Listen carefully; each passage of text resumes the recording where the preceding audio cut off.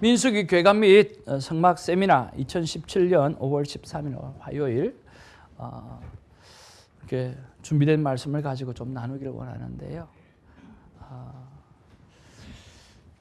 많은 분들이 민수기를 좀 어려워합니다. 민수기를 좀 어려워하고 그래서 어떻게 하면 좀 큐티를 좀 쉽게라기보다 본문 이해가 잘 될 수 있도록 그렇게 참 하면 좋을까라고 하는 생각들을 가지고 우리가 매월 말이나 또 매월 초가 되어지면 더 깊은 묵상 세미나라고 해서 전반적인 우리가 백그라운드를 설명해 주는 그런 시간들을 갖게 되었습니다.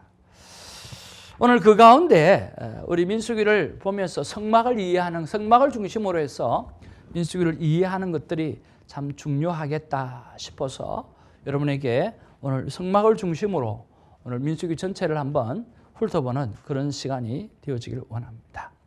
자, 여러분 민수기 하면 민수기가 영어 이름이 무엇입니까? 넘버즈요. 그렇 넘버스 같으면 민수기는 어떤 책일까요? 한마디로 말하면 숫자에 관한 책이겠죠, 그죠? 숫자에 관한 책이죠. 그런데 정말 히브리어 성경에도 넘버스라고 되어 있을까요? 아닙니다. 거기는 뭐라고 되어 있느냐고 하면 광야에서라고 하는 그런 말로 표현되어져 있습니다. 그러면 오늘 어떻게 하든지 제목을 넘버스로 지었다고 하면 넘버가 중요하기 때문에 지었을까요? 중요하지 않았기 때문에 지었을까요? 분명히 그것도 중요할 겁니다. 그죠? 그런데 또 히브리 원서에 보면 광야에서라고 하는 말로 되어졌다고 하면 그것도 굉장히 중요하다라고 하는 거죠. 그래서 민수기에 딱 하면 여러분 두 가지를 생각했으면 좋겠습니다. 첫 번째는 뭐냐고 하면 숫자를 통하여 하나님께서 우리에게 약속하시는 것을 지킴으로 하나님의 약속을 우리가 생각해 보는 거죠. 둘째는 뭐냐고 하면 광야 생활이잖아요. 여러분 광야가 몇 년 동안 그 광야를 지나게 됩니까? 사실은 14일 길이면 갈 수 있는 길을 40년을 하나님께서 이렇게 돌리고 또 돌립니다. 그러면 여러분 한 세대가 몇 세대죠? 몇 살이죠? 한 세대. 한 세대는 30년을 이야기합니다. 보통 우리가 30살쯤 되면 새로 아기를 놓잖아요. 그죠? 다음 세대가 태어나는 거죠. 그래서 한 제너레이션이라고 이야기하면 60에서 성경에서 말하면 80, 그죠? 그래서 요즘은 또 80이 훨씬 넘었어요. 이제는 100세 수를 살아갑니다. 그러나 한 세대를 이야기하면 30년을 그렇게 이야기합니다. 이 광야 40년이라고 한다고 하면 바로 우리의 인생을 이야기합니다. 자, 여러분 어린아이가 오늘 우리 엄마 뱃속에 몇 개월 있습니까? 10개월 있어요? 정말?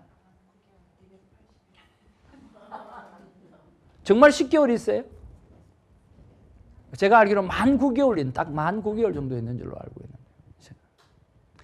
안 낳아본 사람이 소리 크면 뭐 하고. 하여튼 우리가 10개월 동안 우리 아이를 뵙니다. 근데 그 아이가 뱃속에 있을 때, 예? 바깥 세상이 있다는 걸 알고 있을까요?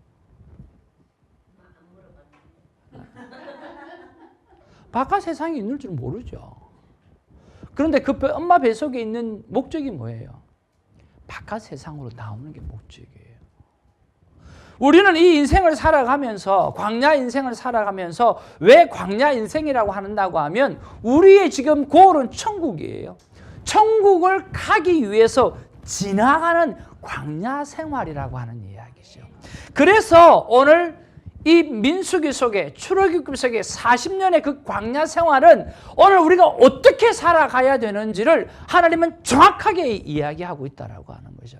그래서 우리가 오늘 모세오경을 묵상해야 될 필요성이 있어요. 왜? 우리 인생을 어떻게 살 것인가? 특별히 이 광야 40년의 인생을 어떻게 살아가야 할 것인가라고 하는 것을 하나님께서 정확하게 말씀해 주시기 있기 때문인 것입니다. 그러면 그 광야 생활을 어떻게 살아가야 될까? 라고 할 때에 오늘 우리가 성막을 비우지 않을 수가 없는 거예요. 왜냐하면 그 광야 생활의 가장 중심에 뭐가 있냐면 성막이 있는 거예요. 그래서 그 성막 위에 오늘 구름이 움직이면 움직이고 움직이지 않으면 스테이를 해야 되는 거예요. 어떤 때는 아침에 구름이 떴다가 밤에 구름이 뜰 때도 있어요. 또 구름이 또 떴다가 3일 만에 뜰 때도 있어요. 구름이 떴다가 또 1년 후에 뜰 때가 있어요. 그러면 1년 동안 뭐 해야 돼요? 스테이. 좀 심하지 않나요? 1년 동안 스테이 한다는 게. 하여튼 여기에 있는 그림대로 저기 구름 기둥이 솟아오를 때는 그도 움직여야 되는 거예요.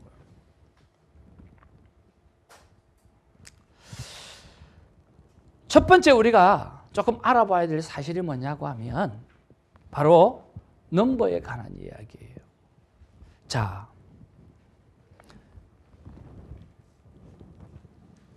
야곱이 아들이 오늘 요셉이 팔려와서 형들에게 팔려와서 애굽의 총리 대신이 됩니다. 그렇죠? 그리고 먹을 것이 없어서 왔다가 동생 요셉을 만나고 기염을 토하죠. 그렇지만 요셉이 이렇게 이야기합니다. 형아, 오늘 형아들이 그렇게 해서 나를 팔아서 여기 있는 게 아니라 한번 따라합시다. 하나님이 나를 여기 보내셨다. 하나님이 그렇게 하셨다라고 이야기하는 거예요. 이 요셉은 자신의 모든 삶 가운데 일어나는 모든 사건들에 대해서 이야기하기를 하나님이 자기 인생에 간섭하고 있다라고 하고 상황들이 자기를 다스리지 않는다고 이야기하고 있다라고 하는 거죠. 그러면 광야 생활 가운데 오늘 이스라엘 백성이 가장 많이 하는 게 뭐냐고 하면 컴플레인입니다. 불평하는 것입니다. 성막을 다 짓고 그리고 거룩에 관한 모든 문제를 다 하고 난 다음에 오늘 딱 출발해가지고 3일 만에 그들이 이야기하는 게 불평입니다. 광야 생활에서 가장 많이 하는 게 불평입니다. 그 불평 때문에 오늘 14일 길을 40년을 가게 되신다는 거예요. 바꿔 이야기해서 오늘 저와 여러분들이 광야의 인생길을 살아가면서 하나님 앞에 어떻게 살아가고 있는가라고 하는 거예요. 우리는 택한 백성이라고 생각하면서 불평하지 않느냐라고 하는 거죠. 오늘 그들의 불평이 곧 나의 불평이라는 거예요. 오늘 우리에게 줄여야 될 것, 그것은 바로 불평이고 원망하는 거죠. 오늘 그런 불평함을 줄일 수 있는 그런 시간이 되어지기를 주님의 이름으로 축복합니다.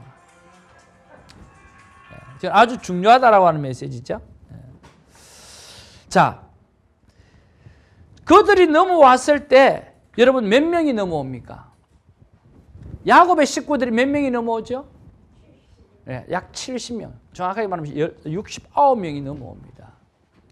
그러면 거기 부양가족이 있다 치고 부양가족까지 다 합쳐가지고 그렇게 이제 69명이 이렇게 넘어오는데, 자, 지금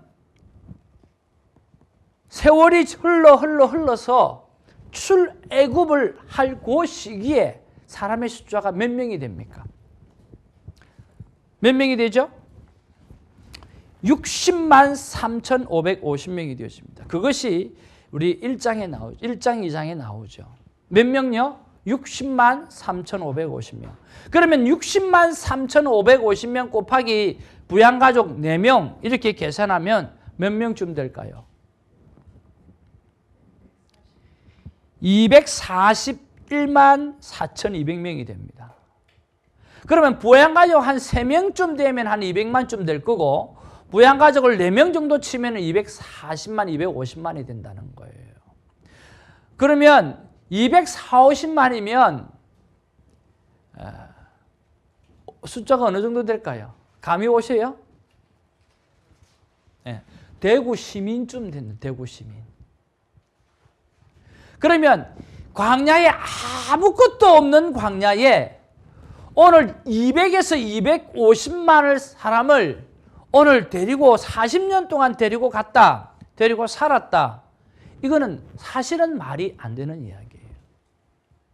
한두 명이 아니고 250만을 40년 동안 nothing, 아무것도 없는 그 광야에서 살았다라고 하는 이야기는 그들이 250만이 광야로 가서 다 죽었더라. 이건 맞아.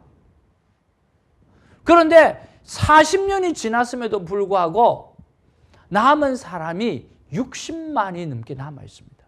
약 한 1,800명 정도가 줄고 60만 1,000something이 남습니다. 그러면 얼마냐고 하면 거의 almost 똑같아요. 한 200만 넘게 살아남은 거. 거기는 왜 그만큼밖에 사실은 더 많아야 되잖아요. 하나님이 지켜주셨으면. 그런데 그들이 범죄함으로 말미암아 일어난 일이 있어요. 뭡니까? First generation들은 하나님이 다 죽여버린 거예요. 그들이 다 죽을 때까지 기다린 거예요. 그러니까 Second generation과 Third generation만 지금 가나안 땅에 들어갈 수 있고 First generation은 누가? 모세도 못 들어가고 여호수아와 갈렙만이 들어가는 거죠. 그러면서 그 계수하는 넘버스에서 우리가 깨달을 수 있는 게 뭐냐고 하면 하나님은 우리 인생 광야길에 삶에 지켜내어 주신다라고 하는 그 약속을 오늘 생각해낼 수 있어야 된다는 거예요. 두 번째는 뭐냐고 하면 또 넘버가 나옵니다. 무슨 넘버요? 우리가 조금 더 지나가면 나올 수 있겠지만 계속해서 그 자손의 숫자를 계수하는 장면들이 계속해서 나옵니다. 한 사람 한 사람 다 헤아리는 그 헤아리는 것들 속에서 우리가 깨달아야 될 게 뭘까요? 그것은요, 하나님은 한 영혼도 버리지 아니하신다는 거예요. 오늘 광야 생활을 살아가면서 힘들게 살아갈 수도 있어요. 어렵게 살아갈 수도 있어요. 그렇지만 그 한 영혼 한 영혼 다 챙기시는 그런 하나님의 놀라운 약속들을 우리가 바라볼 수 있어요. 그리고 우리가 또 이 전체를 볼 때 13장, 14장이 우리가 키워드라고 볼 수 있어요. 그러면 13장, 14장이 어떤 이야기가 나오는가? 우리가 너무나 잘 아는 이야기가 나와요. 여러분 어떤 이야기가 나오는 것 같아요? 여호수아와 갈렙의 이야기가 나옵니다. 여호수아와 갈렙이 오늘 12 정탐꾼 속에 들어가서 오늘 가나안을 가서 정탐하게 되었습니다. 자, 가나안에 가서 정탐을 했어요. 정탐을 했는데 가나안에는 누가 있습니까? 아낙 자손이 그인족 속에 있어요. 포도를 짊어지고 가는데 두 사람이 한 사람씩 지고 가는 거예요. 그리고 그들의 무기를 보니까 자기네들 거하고 비교도 안 될 정도로 무기가 신무기야. 키는 장대 같고 무기는 그렇고 군대는 또 이루 말할 수 없이 튼튼한 군대인 거예요. 근데 이것이 여호수아와 갈렙은 보았을까요? 안 보았을까요? 12 정탐꾼이 보았겠습니까? 안 보았겠습니까? 다 보았다는 거죠. 그런데 보고를 어떻게 합니까? 10명은 본대로 보고를 합니다. 그러나 여호수아와 갈렙은 약속의 보고를 합니다. 그래서 이 민수기는 우리가 한 가지만 생각한다고 하면 약속을 기억하셔야 돼요. 하나님께서 약속하신 것이 있어요. 너희들이 가서 그들이 어떤 강한 군대든지 어떤 조건을 가진 거든지 어떤 무기를 가지든지 너 절대로 걱정하지 마라. 내가 너와 함께 하겠다라고 하는 그 출애굽기에 약속을 딱 하신 거예요. 그러니까 여호수아와 갈렙은 가서 보니까 정말 하나님이 말씀하신 그대로 다 있는 거예요. 하나님의 약속의 말씀에 보니까 그래, 그들이 어떤 존재이든지 간에 그들이 어떤 무기를 가지고 있든지 간에 그들이 어떤 강한 군대이든지 간에 걱정하지 말고 두려워하지 말고 내가 너와 함께 할 테니까 내가 너를 지켜줄 테니까 걱정하지 말라고 하죠. 그런데 진짜 가니까 하나님의 말씀대로 아낙 자손이 그 키가 장대하고 그들이 가지고 있는 무기가 엄청나고 또 그들이 가지고 있는 군대가 대단하다는 거예요. 돌아와서 보고를 하는데 어떻게 보고하느냐고 하면 여호수아와 갈렙은 믿음의 약속의 보고를 하는 거예요. 진짜 그렇더라. 그런데 하나님께서 우리에게 맡겨주신다고 했다. 그런데 보니까 약속을 잊어버린 사람, 하나님의 약속을 깨닫지 못했던 그들은 보니까 본 것만 이야기하는 거예요. 오늘 우리가 이 광야 인생을 살아가면서 오늘 우리 주위 상황에서 그 상황 속에서 본 거를 가지고 살아갈 것이냐, 아니면 하나님의 약속을 가지고 살아갈 것인가라고 하는 그 메시지를 오늘 민수기는 던지고 있다라고 하는 거예요. 여러분, 약속의 말씀을 붙잡고 살아가기를 주님의 이름으로 축복합니다. 민수기는요, 약속을 붙잡는 장이에요. 그래서 오늘 이 성막을 향해서 우리가 계속해서 보겠지만 그 성막도 하나님께서 말씀하시는 그대로 오늘 움직일 때에 오늘 모든 것이 순서대로 다 이루어지는 거죠. 안 본 게 아닙니다. 상황을 안 본 게 아닌 거예요. 그러나 오늘 여호수아와 갈렙은 상황을 보고 하나님이 약속하신 것대로 믿음으로 받아들였다라고 하는 거죠. 빌리 그레함이 이렇게 빌리 그레함 목사님이 이렇게 이야기했습니다. 한번 따라합시다. 상황을 보면 상황을 보면 하나님이 안 보이고 하나님을 보면 상황이 안 보인다. 그러니까 상황을 보면 상황이 너무 커가지고 하나님은 안 보이는 거예요. 그런데 하나님을 보면 상황이 안 보이는 거예요. 오늘 저와 여러분들이 하나님을 보셔서 오늘 이 땅 광야길을 살아가면서 상황이 보이지 않는 그런 인생이 되기를 주님의 이름으로 축복합니다. 그것을 하나님께서 원하고 계시고 그것을 하나님께서 바라고 계신다라고 하는 사실을 우리가 깨달아야 합니다. 자, 그런 것들을 가지고 민수기가 진짜 약속 하나를 붙잡고 살아가는 그 이야기가 오늘 민수기구나 라는 생각들을 가지고 우리 하나하나 성막에 일어나는 사건들을 한번 살펴보기를 원합니다. 어떤 분은 이거 성막을 보면서 목사님 너무 보편적인데요 라고 이야기할 수 있습니다. 그러나 저는 성막 하나하나에 대해서 디테일하게 이야기하고 싶지는 않습니다. 그렇지만 여러분 평생에 이게 목사님이 이야기했던 성막이구나.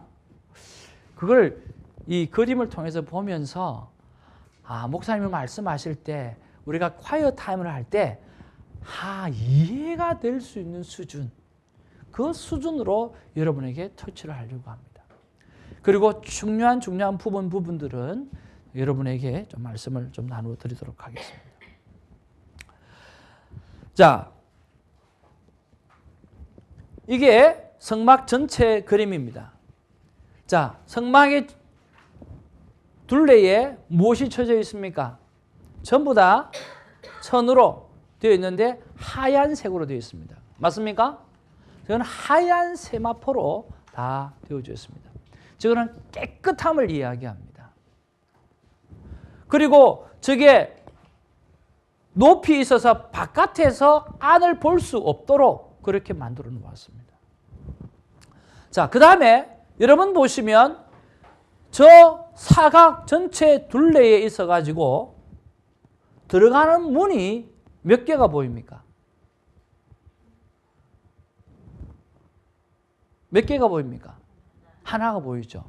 여러분 가만히 생각해 보십시오. 여러분의 집에 문이 몇 개입니까? 하나만 있어요? 그라지로 들어가는 문 있고 현관으로 들어가는 문 있고 뒤로 들어가는 문 있고, 그렇죠? 조그마한 집 하나에 문이 여러 개가 있습니다.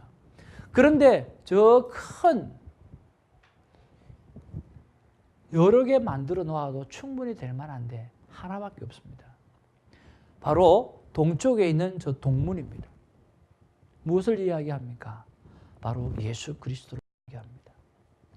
오늘 예수 그리스도를 통해서만이 오늘 성소에 들어갈 수 있고 지성소에 들어갈 수 있다라고 하는 거죠.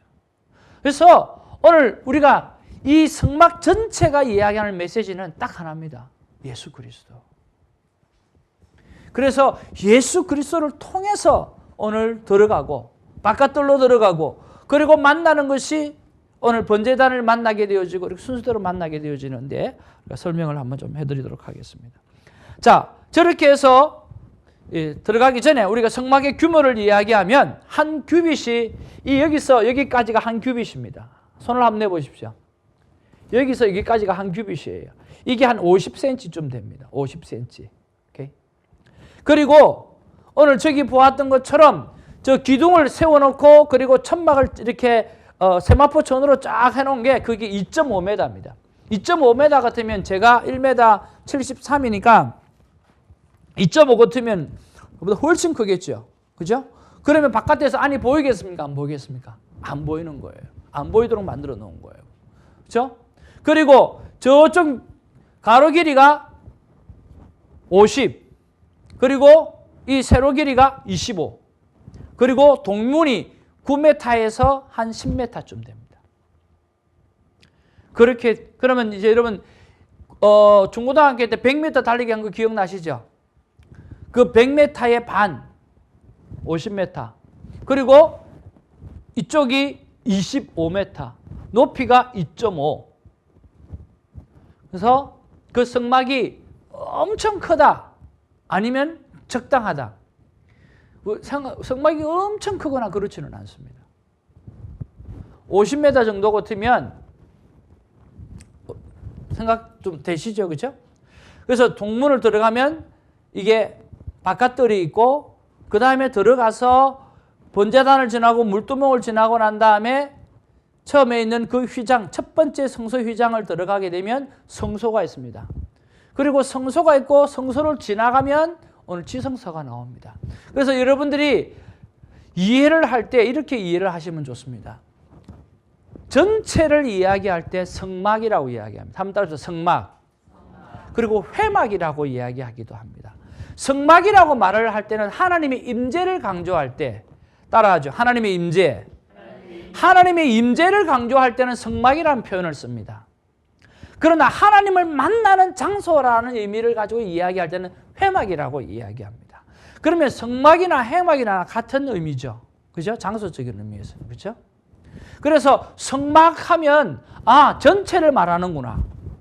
그리고 오늘 성소하면 동문으로 들어와서 또 하나의 건물이 있는데 그 건물을 성소라 하는구나.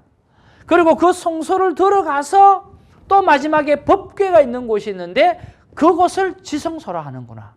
그래서 여러분 지성소, 성소, 성막 이 세 가지가 안 헷갈리셔야 됩니다. 무슨 말인지 이해하시죠? 지금 성막에 들어갔다. 성막이 움직였다. 그러면 성막이 움직인 거예요.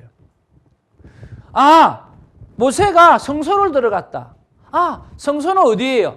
성소라 이렇게 안에 들어갔다는 게 성소 안으로 들어갔다는 거예요. 성막 안으로 들어가서 성소의 휘장을 들어가서 안에 들어갔다는 거예요. 그러면 바로 앞에 지성소를 만나겠구나. 그 생각을 하셔야 되는 거예요. 그리고 지성소를 들어가는 거죠. 무슨 말씀인지 이해 가시죠? 그래서 성막의 규격을 보면서 또 성막, 성소, 지성소 이 세 가지를 구분할 수 있어야 한다는 거죠. 자, 그 다음에 여러분이 딱 민수기 들어가면서 막 헷갈리기 시작하는 거예요. 민수기 들어가면서 막 헷갈리기 시작하는 게 뭐냐고 하면 바로 저겁니다. 자, 지금 이쪽에 동쪽으로 만들었죠. 동쪽에서 들어오면 번제단이 있고 물두멍이 있고 그 다음에 성소가 있고 성소의 문을 회장을 들어가면 오른쪽으로 떡상이 있고 왼쪽으로 금촛대가 있고 분향단이 있고 법궤가 있습니다. 할렐루야, 어서 오세요. 근데 처음에 2장에 가면 개수를 막 하기 시작하고 개수가 1장에 개수가 딱 끝나고 난 다음에 하는 게 뭐냐고 하면 배치예요, 배치. 배치를 하는데 어떻게 배치를 합니까? 자, 여러분 노트에 보시거나 앞에 보시면 여러분 마크를 하십시오. 뭐를 마크하면 동쪽에 보면 유다가 있죠. 유다 지파가 있죠. 그 유다 지파를 마크하십시오. 하나님은 항상 동쪽을 굉장히 우선시합니다. 에덴의 동쪽. 그리고 동쪽에서 해가 뜨고 하여튼 동쪽을 굉장히 많이 이야기합니다. 그래서 그 동쪽이 오늘 가장 유능한, 가장 페어한 지파를 사용하는데 바로 유다 지파를 사용합니다. 그럼 유다 지파의 뜻이 뭡니까? 찬송이라고 하는 뜻입니다. 찬송. 자, 오늘 성막에 하나님의 임재가 일어났다라고 하는 이야기는 바로 하나님의 말씀을 이야기하는 거죠. 그죠? 하나님의 말씀이 오늘 움직이기 시작할 때 그 다음에 따라오는 게 뭐예요? 바로 찬송이 따라오는 거예요. 그래서 광야 인생을 살아갈 때는 말씀이 움직일 때 움직이고 말씀을 따라갈 때는 찬양하면서 가야 되는 것이 성막 인생의 삶이라고, 광야 인생의 삶이라는 거예요. 주님 말씀하시면 내가 나아가리다. 주님이 서라고 하시면 내가 서겠다라고 하는 거죠. 주님이 말씀하시고 오늘 법궤가 나아가기 시작하게 되어지면 그 다음에 찬송하는 유다 자손이 따라가면서 찬송하면서 나아가는 거예요. 그리고 이 동쪽을 지나서 오늘 서쪽에 보면 어떤 지파가 있습니까? 제일 먼저 나오는 지파가 에브라임 지파입니다. 에브라임과 므낫세 지파죠. 그래서 여러분 다른 지파도 있지만 이 유다 지파와 에브라임 지파를 여러분 에브라임 지파를 잘 좀 기억하시면 좋겠습니다. 솔로몬 시대에 오늘 남유다와 북이스라엘로 나누어지죠. 그죠? 남유다와 북이스라엘. 그게 바로 이겁니다. 남유다 한 족속. 그 다음에 나머지 모든 족속을 합쳐갖고 에브라임 지파를 이야기하죠. 남유다와 북이스라엘. 그 이스라엘 전체를 대표하는 지파가 에브라임 지파입니다. 그래서 나중에 또 이들이 역사를 이끌어가고 있는 거죠. 자, 그러면 성막을 중심으로 해서 동쪽으로 저렇게 세 지파, 그 다음에 서쪽으로 세 지파, 그 다음에 북쪽으로 세 지파, 그 다음에 남쪽으로 세 지파. 그러면 총 몇 지파입니까? 12지파죠. 그죠? 그리고 그 12지파가 오늘 움직이면 구름 기둥이 일어나서 오늘 움직이기 시작하면 이 전체가 같이 막 움직이기 시작하는 거예요. 그러면 저렇게 해서 지금 광야를 움직이기 시작하는 몇 년 동안? 40년 동안. 그리고 만약에 구름 기둥이 멈추면 멈추는 거예요. 근데 그게 3일이 될 때도 있고요. 1년이 될 때도 있어요. 그렇게 가는 거예요. 그러면 어떤 순서로 가느냐라고 하는 것이 참 중요하죠. 자, 움직이면 제일 먼저 가야 되는 지파가 누구겠어요? 유다, 이사겔, 스불론이 먼저 가는 거예요. 자, 거기 뭐 나와 있죠? 제일 먼저 하나님이 법궤가 움직이는 거예요. 그렇죠? 따라가는 지파가 첫 번째 동쪽에 있는 지파 유다, 이사갈, 스불론이 따라가는 거예요. 그렇죠? 그 다음에 그 뒤에 게르손과 무라리가 나오죠. 그러면 이 게르손과 무라리가 뭐 하는 사람이냐? 레위 자손들이에요. 한번 따라서 레위 자손은 성물을 관리하는 사람이라. 그러니까 또 헷갈리는 게 뭐냐고 하면 아론은 제사장 라인이에요. 그래서 아론과 아론의 아들들은 다 제사장 라인이에요. 그리고 야곱의 셋째 아들 레위 자손들은 바로 오늘 손실을 가졌던 게르손, 그 다음에 머단디 그렇게 했는지 모르겠지만 머라리, 그 다음에 고핫 장손. 그러니까 게르손이 제일 위이고 그 다음에 고핫, 그 다음에 무라리 그렇게 되어지는 거예요. 그래서 이 레위 자손은 한번 따서 레위 자손은 제사장을 돕는 일을 한다. 그러니까 이 사람들은 제사장이 해놓은 일들을 움직이거나 돕는 일을 하는 거지 제사장 일을 하는 건 아니에요. 자, 그러면서 1장, 2장, 3장에 또 나오는데 어떤 이야기가 나오느냐고 하면 바로 그 이야기가 나오는 거예요. 게르손한테는 뭘 맡길까? 오늘 머라리한테는 뭘 맡길까? 그리고 고핫에게는 뭘 맡길까라고 하는 이야기가 나와요. 자, 그러면 게르손에게는 뭘 맡깁니까? 게르손에게는 천막 같은 거, 천 종류를 맡깁니다. 자, 여러분 이 성소를 봤을 때 저 기둥을 전부 다 끼고 있는 게 뭐죠? 전부 천이죠. 그 다음에 저기 지성소, 성소를 덮고 있는 게 뭐예요? 전부 천이죠. 천이 꽤 되겠죠, 그죠? 그래서 이 천 종류를 누가 맡아요? 게르손. 예. 게르손이 맡는 거예요. 그렇죠? 그 다음에 저기 보면 또 뭐가 있어요? 천 사이에 전부 뭐가 있어요? 기둥 같은 거, 나무 같은 거 그런 거 다 있잖아요. 그렇죠? 그럼 쉽게 말하면 무거운 거. 그건 누가 맡아요? 무라리가 맡아요. 무라리 조선이 맡아요.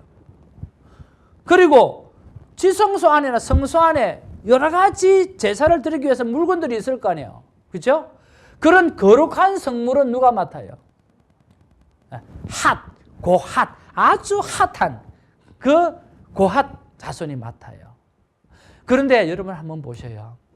지성소나 성소에 들어가서 그 물건들을요, 고핫 자손이 마음대로 손을 못 대요.